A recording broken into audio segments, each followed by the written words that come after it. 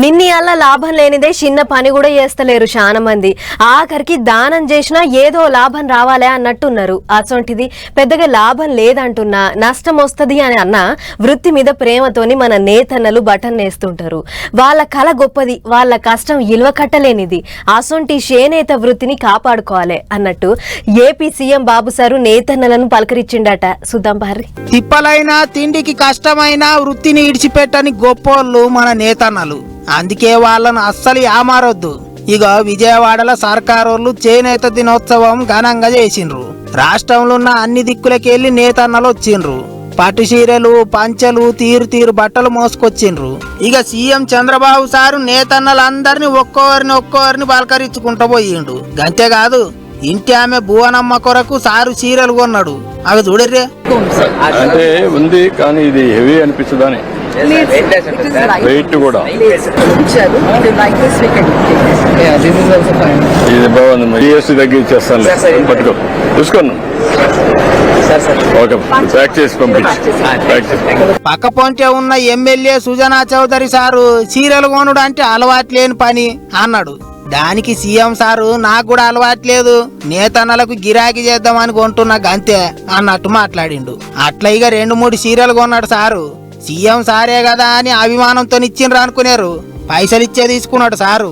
నడమ కొంతమంది చేనేత బట్టల మీద జీఎస్టీ తగ్గించాలి అని అడిగిండ్రు. దానికి సారు సరే అన్నట్టు చెప్పిండు. ఇట్లా చేనేత దినోత్సవం నాడు సారు నేత కలిపి వాళ్ళ మంచి చెడ అరుచుకున్నాడు. లెక్కకైతే సీఎం సారు చీరాల పోయేదుండే. అక్కడ చేనేత దినోత్సవం సంబరాలు పెట్టుకున్నారు. కానీ పొట్టు వాన పడేటాలకు అటు పోవుడు బంద్ పెట్టుకున్నారట.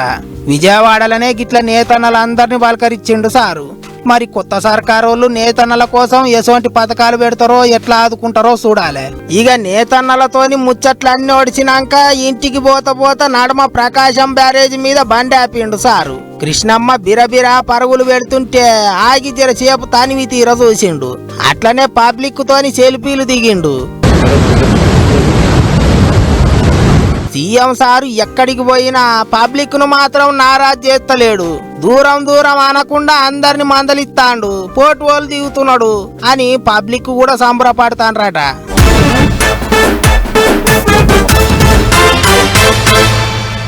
మూలిగే నక్క మీద తాటిపండు పడ్డట్టు కష్టాలలో ఉన్నప్పుడే దెబ్బ మీద దెబ్బ పడుతుంటది. అన్ని మంచుకున్నప్పుడు అందరు మన దిక్కే ఉంటారు. కిస్మత్ బాగా లేక జర్ర అటు ఇటు అయ్యిందంటే ఇక అప్పుడు ఒక్కొక్కళ్ళు గోడ దుంకనికే చూస్తుంటారు. నెరి రాజకీయాలల్లా మన లీడర్ సభలు ఎప్పుడెప్పుడు అవతల పడదావా అన్నట్టు చూస్తుంటారు. అగ చూడుర్రి ఇప్పుడు ఏపీలో ఏమైతుందో. బెల్లమున్న జాగల్నే ఈగెలైనా చీమెలైనా, బెల్లం లేకపోతే వాటికేం పని. గట్లనే అధికారం ఉంటేనే పార్టీకైనా లీడర్లకైనా బలం. అందుకే అధికారం చేతులు మారినప్పుడల్లా లీడర్లు పార్టీలు మారుతుంటారు. ఇటు తెలంగాణలో శానొద్దుల సంధ్య నడుస్తుంది గాని కొత్తగా ఏపీలో ఇప్పుడిప్పుడే సురువైతున్నట్టున్నది. ఫ్యాన్ పార్టీ లీడర్లు ఒక్కోళ్ళు నిమ్మలంగా బయటకు వస్తున్నారు. పిఠాపురంలో మాజీ ఎమ్మెల్యే పెండెం దొరబాబు ఫ్యాన్ పార్టీకి రాజీనామా పెట్టిండు. రేపో మాపో అయినోళ్లతో కూకొని అట ఇట ఎట అనేది చెప్తాడట. జనసేన పార్టీకి పవన్ కళ్యాణ్ గారికి నా వలన ఏ రకంగా ఉపకారం ఉంటుందంటే ఆ రకంగా ఉపకారం చేస్తాను తప్పించి, రాజకీయంగా సూచనలు సలహాలు చేస్తాను తప్పించి ఏదో అక్కడికి వెళ్ళి నేను ఇదే ఇన్ఛార్జ్ చేస్తానని అనుకుంటున్నాను. కానీ నేను రాజకీయాల్లోకి వెళ్ళలేదు. ఓన్లీ నా పిఠాపురం నియోజకవర్గ ప్రజలు, మా నాయకులు, మా సర్పంచులు వీళ్ళు కూడా నాతోటి ప్రయాణం చేసిన వ్యక్తులు, నాతో వీరందరూ కూడా మీతోటే నా ప్రయాణం అన్నారు కాబట్టి వారి కోసం నేను ముందుకెళ్తున్నానని చెప్పి. మరి ఇక ఏం చేస్తాడో ముందు తెలుస్తుంది. గాని ఇక ఇప్పుడు పార్టీ కష్టాలలో ఉన్నప్పుడు బయటికి వచ్చిండు. గట్లనే ఉంటదా, నీయది లేదా అంటున్నారట కొంతమంది. కానీ ఎలక్షన్లలో తనని కాదని వంగ గీతక్కకు టికెట్ ఇచ్చుడు, ఆమె ఓడిపోయినా పార్టీల తనకంటే ఆమెకే పతారు ఎక్కువ పెరుగుడు, గిట్ల తీరొక్క కుంపటి రగిలిందట. ఆ పొగకు ఇక ఉక్కిరిబిక్కిరై దొరబాబు బయటకు వచ్చిండ అంటారు. అన్ని కలిసి వస్తే జనసేన పార్టీలకు పోతాడంటారు.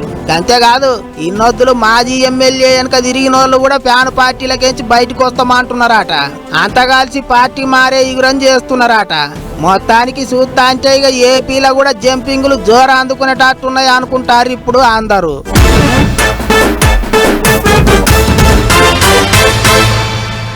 అన్ని తీర్ల అరుగులేసి పెడితే మీని మోటార్ ఎక్కిపోయి ముచ్చట్లు పెట్టమంటే ఎవ్వలన్నా పెడతారు. కానీ నడుచుకుంటా ఊరూరు తిరిగి ఒక్కో మనిషిని మంచి చెడు అడుగుమంటే ఎవరన్నా అడుగుతారా? మన లీడర్ సాబులైతేనే అడుగుతారు. అందులో పాదయాత్రలు చేయాలంటే షెయి పార్టీ వాళ్ళ తర్వాతనే ఎవ్వలైనా అన్నట్టు ఉప ముఖ్యమంత్రి బట్టి సారు తన పాదయాత్ర ముచ్చట్లన్నీ యాది చేసుకున్నాడట. మరిగా కథ ఏందో చూద్దాం పార్రి. మాట ఇచ్చినాక ఎట్లా యాది మారుస్తా? ఇక చూడర్రే, రాష్ట్రానికి ఉప ముఖ్యమంత్రి హోదాల మీకోసమే వచ్చినా అన్నట్టు చేసిండు బట్టి సారు. ఎలక్షన్లకు ముందు బట్టి సారు చేసిన పాదయాత్ర ఆదిలాబాద్ జిల్లాలో ఉన్న ఇగో ఈ పిప్పిరి అనే ఊరికెంచే సురువైంది.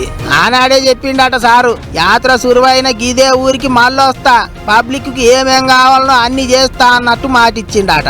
అన్న మాట ప్రకారం ఇప్పుడు ఆ ఊరికి పోయిండు. నెత్తికి తలపాగా చుట్టుకొని అందరిట్లా కలిసిపోయిండు. ఆకశల్యంలతోని ముచ్చట్లాడిండు. బడి పొలగాన్లు అవోటి ఓటి తయారు చేసి చూపిస్తే చూసిండు. అందరి మంచి చెడు అరుచుకున్నాక 20 కోట్లకు ఎక్కువనే పైసలతోని పనులు చేయించడానికి శంకుబండ బాతిండు. పిప్రిల సీసీ రోడ్లు, మురుగు కాల్వలు, మార్కెట్ సబ్ యార్డులు, 200 ఇందిరమ్మ ఇండ్లు కట్టించేందుకు పనులు సురువు చేస్తారట. ఇక సారు అప్పట్లో పాదయాత్రల పబ్లిక్ ఎసోంటి ఆపది చెప్పుకున్నారు, ఏమేమి అడిగినరు అన్ని అది చేసుకున్నాడు. ఆదిలాబాద్ జిల్లాలనే 30 దినాలు నడిచిండట సారు.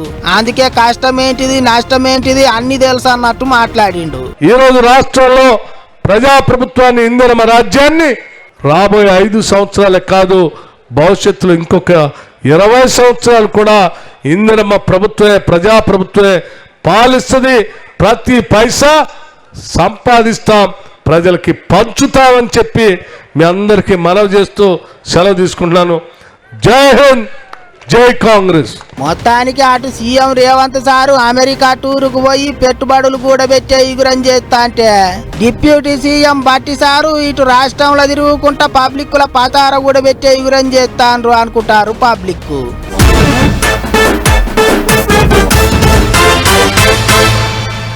సర్కార్ నౌకరీ అడిగేటోళ్ళెవరు? టైంకు పోయినా నడుస్తుంది, పోకపోయినా నడుస్తుంది. పని చేసినా అడగరు, చేయకపోయినా అడగరు. అంత సుఖమైన పని ఎక్కడుంటుంది చెప్పు? ఇగో సర్కార్ నౌకరీ చేసేటోళ్ళ గురించి ఊర్ల పొంటి గిట్లనే మాట్లాడుకుంటుంటారు చాలా మంది. అయ్యో గట్లుంటదా అని అంటే ఉంటది కావచ్చు, మరి గంత లేనిదే ఇగో గీ మేడం చూడురి అందరి మీద ఎట్లా కోపానికి వచ్చిందో. And who else sits here? MDలు ఇక్కడొకటి, అక్కడొకటి, అక్కడొకటి. 3 members madam. ఏది D ఏది? She didn't come. What is her name? Niharika. She didn't come. ఇయాలని ఇష్టం ఉంటేనే చేయండి, లేకపోతే చేయకండి. No, this is not right. This is not right. Don't take for granted. Me jobs ని don't take it for granted just because you have job. టైంకు ఆఫీసుకు రానోళ్ళ మీద GHMC mayor Vijayalakshmi madam నూనెల పడ్డ పోజిత్తు లెక్కనే చిటపటం అనుకుంటా అందరికి సురుకులు పెట్టింది.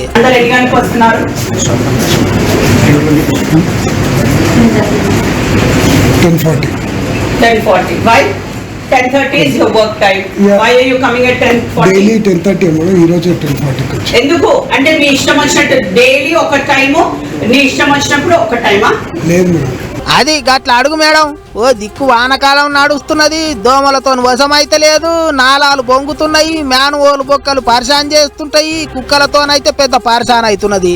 పట్నం పబ్లిక్ అంతా ఎవరు ఎట్లనన్నా పోని మేమైతే ఆరిచ్చుకొని తీరిచ్చుకొని ఆఫీసుకు వస్తాం అన్నట్టు చేస్తున్నారట జిహెచ్ఎంసీలో పనిచేసేటోళ్ళు. అగ చూడర్రా అంటే 10:30 దాటినా కూడా కుర్చీలన్నీ ఖాళీగానే ఉన్నాయి. మేయర్ మేడం అన్ని రూములు తిరిగి చూసింది. ఏరేసినట్టు ఆడొకళ్ళు ఈడొకళ్ళు ఊకొని ఆ ఓటి సాగబెడుతున్నారట.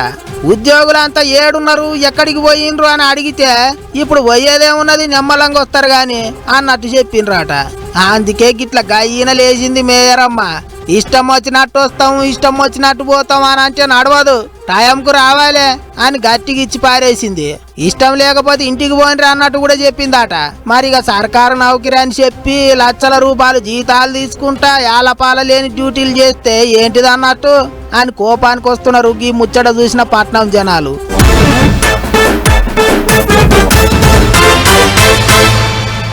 వానాకాలం వస్తే ఊళ్ళల్లో చెరువులు కుంటలు అలుగులు వస్తుంటాయి.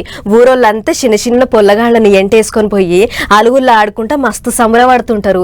ఫోటోలు వీడియోలు గుంజుకొని మా ఊరి చెరువు అలుగు అని అనుకుంటా సోషల్ మీడియాలో పెట్టుకుంటుంటారు. ఊళ్ళల్లో ఉండేటి చెరువులు కుంటలే కాదు, పెద్ద పెద్ద ప్రాజెక్టులు కూడా అలుగులు వెళ్తున్నాయి. అన్ని ఒక్కసారి అరుసుకొని వద్దాం పారట్లవై.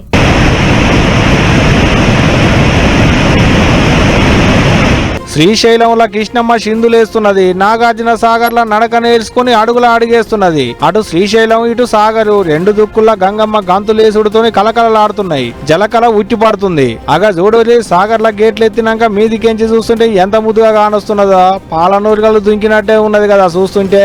దంచికొచ్చిన వానలకు ప్రాజెక్టులన్నీ దుంకుడుతోని వచ్చిపోయేటి పబ్లిక్ తోని జాతరే నడుస్తున్నది ప్రాజెక్టుల కాడ. శ్రీశైలం డ్యామ్ చూసేందుకు పోయేటి పబ్లిక్ తోని ఘాట్ రోడ్లన్నీ సందు లేకుండా నిండినాయి. ఇగిటు సాగర్లనైతే సందు లేదనుకో రాదోలే, మస్తు మంది వస్తున్నారు కృష్ణమ్మ పర్వాలు చూసిపోయేందుకు.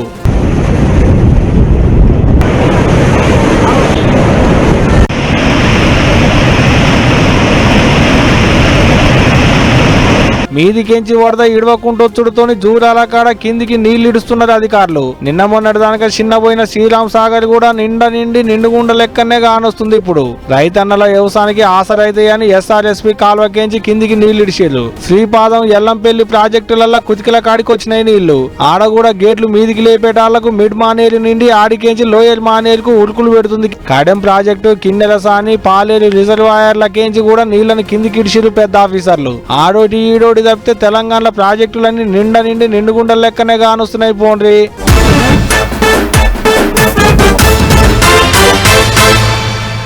గల్లీలో ఎవడైనా ఆడతాడు. స్టేడియంలో ఆడినోనికే ఓ రేంజ్ ఉంటది. స్టేడియంలోకి పోయి ఆడినామంటే ఆడినాం అన్నట్టు కాదు, కొట్లాడి బిల్ల తెచ్చిన వాళ్ళకే దునియాల పతారు ఉంటది. కానీ బిల్ల పట్టుకొచ్చుడు అంత అల్కగా అయ్యేటి పనేం కాదు. పొద్దు మాప అనుకుంటా కష్టపడాలి, మంచి కోచ్ ఉండాలి, సర్కార్ వాళ్ళకించి సాయం ఉండాలి. అన్ని ఉన్నా గానీ గీ అక్కకు గిట్లయింది పాపం. వస్తది ఇక ఈ పాలి ఒలింపిక్స్ ఆటల్లో మనకో పథకం వస్తది అనుకున్నారు. పారిస్ ఒలింపిక్స్ ఆటల్లో భారతదేశం తరపుకేంచి రెజ్లర్ వినేష్ పోగొట్టు ఆడేటి ఆట చూసినాక 3 రంగుల జెండా రెపరెపలాడుతుంది అని అనుకున్నారు అందరూ. కానీ ముందుగా మురిసినమ్మ పండగ గుర్తారు కదా అన్నట్టే అయింది. ఆశపడ్డోళ్లకు నిరాశ మిగిలింది. ఉండాల్సిన దానికంటే 100 గ్రాములే బరువు ఎక్కువ ఉన్నదని ఆట ఆడేతందుకు వినేష్ పనికిరాదని ఎల్లగొట్టిరాట. పాపంగా మాపంతా బరువు తగ్గేతందుకు అటు తిప్పలబడి ఇటు తిప్పలబడి ఆఖరికి దావకాండ్ల పడ్డది వినేష్. ఇక ఇదిట్టుంటే ఇటు ఇంతకంటే ముందుగాల క్యూబా దేశపోళ్లతోని ఆడిన ఆటల 5-0 తేడాతోని గెలిచి ఆఖరి ఆటల అడుగు పెట్టింది. అదే ఫైనల్ కి వచ్చింది అన్నట్టు. ఇక ఊపు మీద ఉన్న వినేష్ ఈ పాలి పసిడి బిల్ల పట్టుకొస్తది అనుకున్నారు అందరు. గాని ఆఖరికి అనుకున్నది ఒకటి అయింది ఒకటి అన్నట్టే అయింది. అందరు అనుకున్నట్టు ఆఖరి ఆటల గెలిస్తే ఒలింపిక్స్ ఆటలల్లో పసిడి బిల్ల పట్టుకొచ్చిన తొలత భారతీయ రేజ్లర్ లెక్కలల్లో అక్క ఎక్కేది ఉండే. లేకుంటే ఒకలా ఓడిపోయినా రజత పథకం అన్న వచ్చేది ఉండే. కానీ ఈ గిట్ట అక్క ఆటకే పనికిరాదనేటాళ్లకు ఏది లేకుండా పోయింది అనుకుంటున్నారు ఇప్పుడు భారతీయులు అంతా. ఆ సీటు మహిళలకు కేటాయించింది, వారినే కూసోనిద్దాం. ఈ సీటు వికలాంగులది, ఈ సీటు పెద్ద మనుషులది. ఆర్టీసీ బస్సులో ఉన్న సీట్లెనక ఇగో గిట్ల రాసి ఉంటది. కానీ రాసుడు వరకే పాటించేటోళ్ళు ఎవ్వళ్ళు లేరు. ఇక ఇప్పుడు ఆడోళ్లకు ఫ్రీ బస్ అన్న కాడ నుంచి నెరీగా బస్సుల సీట్లే దొరుకుతలేవు. ఇప్పుడు గీ ముచ్చటెందుకనంటే గిజుడు మీకెరకైతుంది. బస్టాండ్ ముంగట బస్సులు, డిపో ముంగట డ్రైవర్లు, కండక్టర్లు తప్పేందో తెలుసుకోకుండానే కండక్టర్లు కొలువులకేంచి తీసేసిల్లని ఆర్టీసీ కార్మికులు ధర్నా చేస్తున్నారు జనగామ బస్సు డిపో ముంగట. ఇక అన్న గోడేందో ఆయనే చెప్తుండే. ఇక చెప్పరాయే శంకరన్న. హన్మకొండలో దాదాపు 70 మంది ఎక్కింది. రాజపేట రాగానే ఒక 10 మంది ఎక్కింది. అందులో ఒక గర్భిణీ స్త్రీ ఎక్కింది. ఆ గర్భిణీ స్త్రీ ఎక్కిన ఒక ప్యాసింజర్ వీళ్ళకు కేటాయించిన సీటు ఇప్పి అనే కండక్టర్ ఆయన అడిగిండు. అడగగానే ఆమె సీట్ అడిగితే నేను లేవని అన్నది. ఆడ మాటకు ప్యాసింజర్లు ఆమెను తిట్టింది. నేను తిట్టినట్టు క్రియేట్ చేసి ట్విట్టర్లో పెట్టి అది విన్నారు కదా. గీ అన్న పేరు శంకరు. జనగాం డిపో బస్సులో కండక్టర్ కొలువు చేస్తాడు. అన్న నౌకరీ చేసే బస్సులనే గర్భిణితో ఉన్నామే బస్సు ఎక్కిందాట. కానీ కూసుందానికి సీటు దొరకలేదాట. సీట్ ఇప్పి ఈసారి జరాన్ని నిలబడలేకపోతున్నా అని కండక్టర్ అడిగితే సీట్ ఇయ్యమని ఇంకొక ఆమెను అడిగిండట గీ శంకర్ అన్న. ఇంకేముంది, నన్నే సీట్ అడుగుతావా అని కండక్టర్ మీదికి జవడానికి దిగింది. మీదికెంచి నన్నే తిట్టిండు, నెట్టి కింద పడేసిండని ట్విట్టర్ గుట్లే రాసుకొచ్చిందట ఓ మహాతల్లి. మంత్రాల కంటే తుప్పిర్లకే బలం ఎక్కువ ఉంటది అన్నట్టు వెనక ముందు ఆలోచన ఏం చేయకుండానే నౌకర్లకేంచి తీసేసిలట ఆఫీసర్లు. చెయ్యని తప్పుకు ఇదేందనుకుంటా తోటోళ్ళంతా ఇగో ఇట్ట డిపో ముంగట ధర్నాకు కూర్చున్నారు అన్నట్టు. అంతేకాదు నేను ఏ తప్పు చేయలేదనుకుంటా ఇంటి ఆమె ఇద్దరు ఆడపిల్లలతోని పోయి డిపో మేనేజర్ కాళ్ళ మీద పడి కన్నీళ్లు పెట్టుకున్నాడు శంకర్ అన్న. శంకర్ ని కొలువులకు తీసుకునేది దానిక బస్సులు నడిచేదే లేదన్నట్టు కార్మికులైతే గట్టిగానే ఉన్నారు కానీ మరి చూడాలి ఏమైతుందో అనేటిదిగా రేపు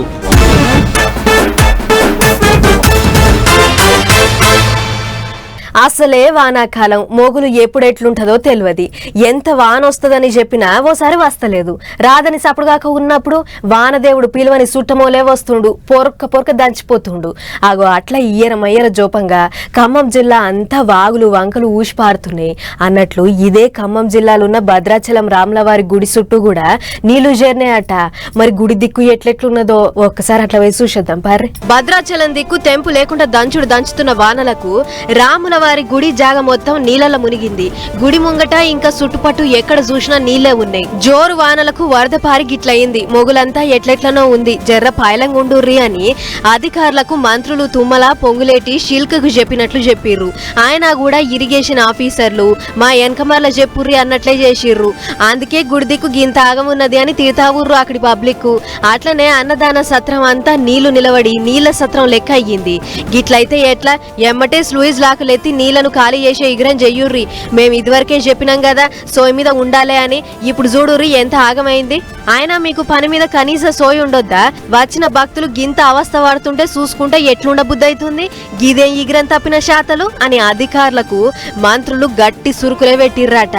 గోదావరి నది కరకట్ట స్లూయిజ్లకెంచి వాన నీళ్లను పంపు చేయకపోవడం వలన గుడి జాగంతా నీళ్లలో మునిగింది. చుట్టుపట్టున్న దుకాణాలన్నీ నీళ్లలో మునిగినాయి. మరళ్ళ ఎంత సరుకు నీళ్లకు నాని బనికి రాకుండా అయ్యిందో గాని అధికారులు లాపర్వాతోనే గుడి చుట్టుపట్టు గింత అద్రగనమైంది. మరి ఇప్పటికైనా సోయకొచ్చి మళ్ళోసారి ఇట్లా కాకుండా చూసుకుంటారో లేకుంటే మనది సర్కార్ కొలువేనాయే మనలనేవాడు అనేదని అలవాటైన తీర్ల దులుపుకుంటారో చూడాలే అని అంటూరు గుడి దిక్కుపోయిన భక్తులు. అన్నట్టు ఇంకా 2-3 వద్దుల దాకా జోరు వానలున్నాయని అంటురు కాబట్టి రెవెన్యూ ఇంకా పోలీస్ అధికారులు జర్రంత ఇషారా మీద ఉండుర్రి అని చెప్పిర్రు మంత్రులు.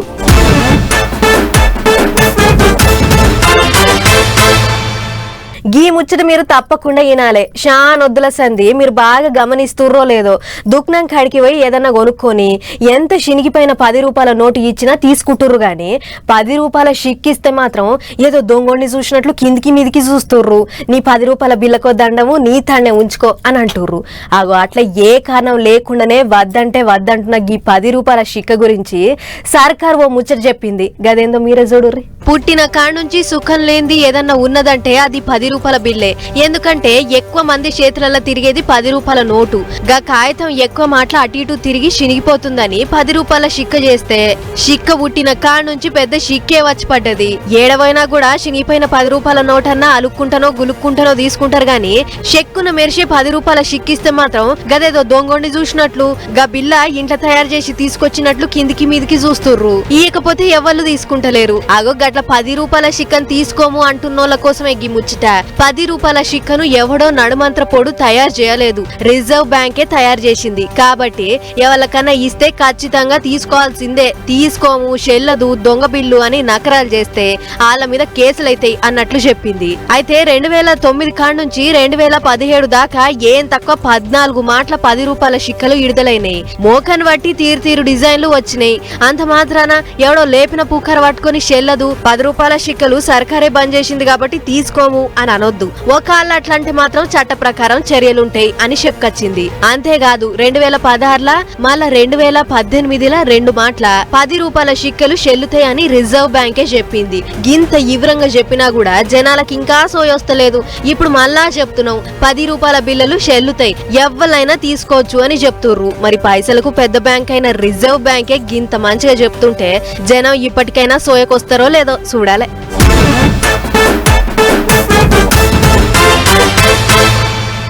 అరే నాయన ఏదైనా నొప్పులు రోగాలు ఉంటే దాకానా పోవాలి.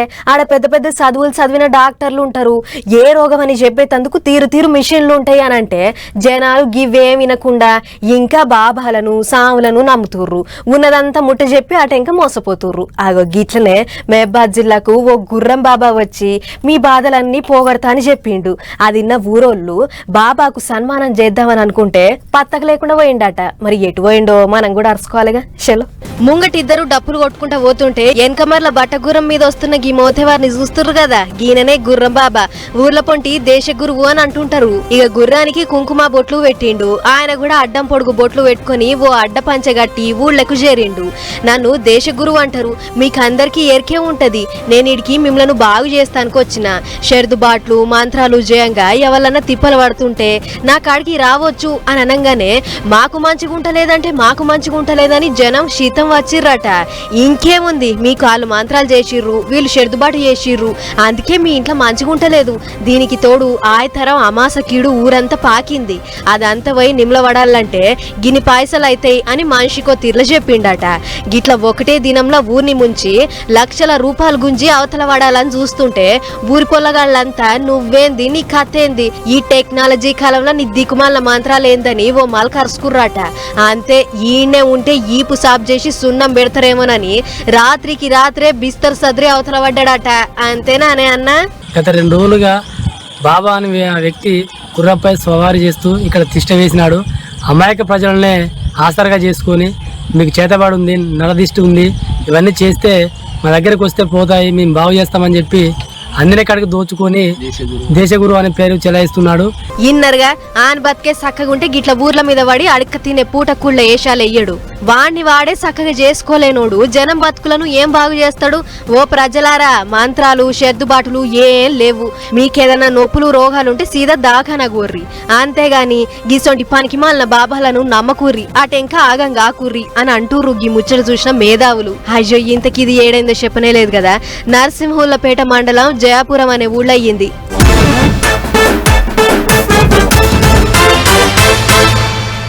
చలో మరి ఇవ్వనమాట ఇయాల్టి పటాస్ న్యూస్ ముచ్చట్లు. ఇంకో ఎపిసోడ్లో మళ్ళీ కలుసుకుందాం. నమస్తే.